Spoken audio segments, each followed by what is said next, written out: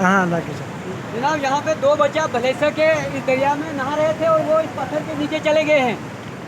जो भी तारों आदमी है वो यहाँ पे तशरीफ़ लाए और इन बच्चों की जान बचाए।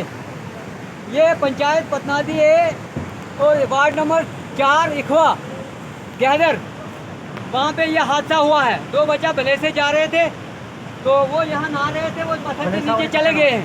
यहाँ पे बहुत कोशिश की लेकिन वहाँ पे आदमी नहीं पहुँच पाता है। था ये कश्मीरी लड़का हमारे साथ था, इसको खुद पता है कि